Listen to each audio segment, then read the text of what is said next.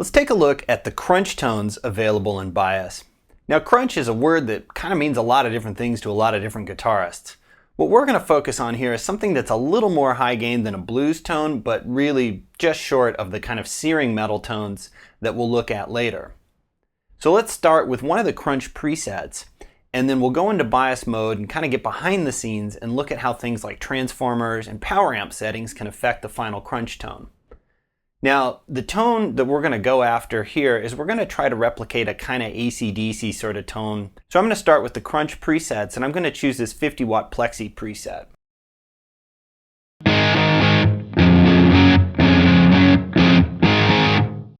So it's close, but we've got some work to do here. So let's start by going into the tone stack. Now, the tone stack is the topology and the controls for the basic tone. And for most amps, this will be bass, middle, and treble.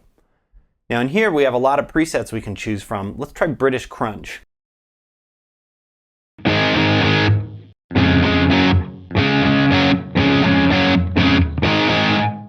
I think that's getting us a little closer. Let's mess with the tone a little bit. I want to bring up the mids and the highs, and I want to cut the bass a little bit.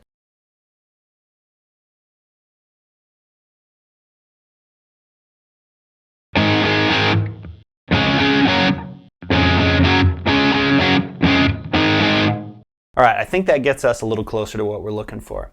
Now let's go take a look at the power amp section and listen to how the different presets and settings we can choose there will affect the tone.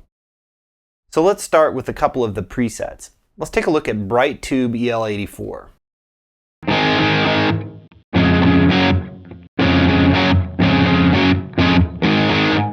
Okay, that's kind of interesting. Let's compare that with Metal Power Amp.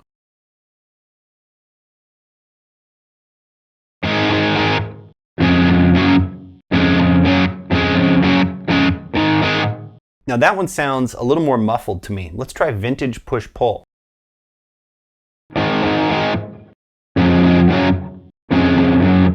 That one sounds all like mid-range to me. I think of the three, I'm going to go with Bright Tube EL84. Now again, keep in mind that we're just trying to get in the ballpark, and then as we tweak each stage, we can further refine the sound that we're looking for. I'm going to up the distortion in this stage a little bit. Let's hear how that sounds.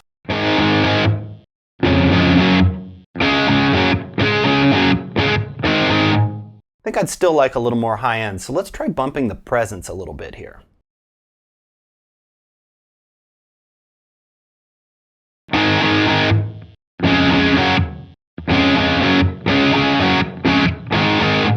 All right, that's getting us a lot closer.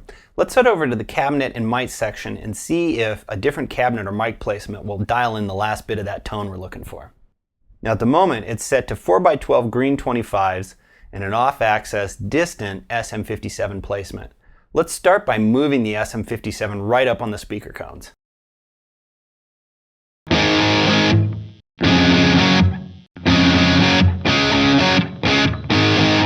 It definitely sounds more in your face. Let's try a different speaker combination. Let's try the 4x12 Celeste V30s. It's a little boxy. Let's try 4x12 tread plate.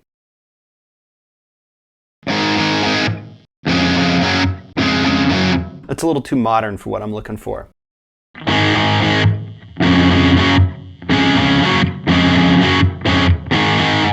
All right, I think I like those 412 Highway 412 3s. I think we have a little bit of tweaking to do in the EQ section though.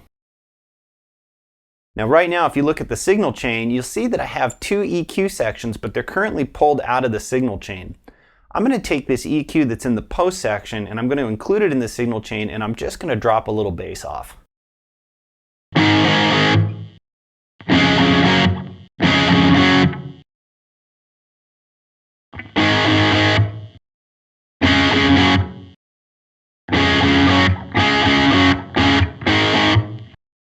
So I think I've got that tone pretty close. Obviously, I could do a little more tweaking with that.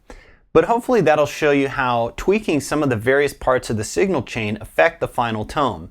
It should show you not to be afraid to experiment and try things out. You should also remember that when you tweak parameters in one section, they're going to have an effect on the other. So don't be afraid to experiment and to iterate on these tones for a little bit until you get them dialed in perfectly.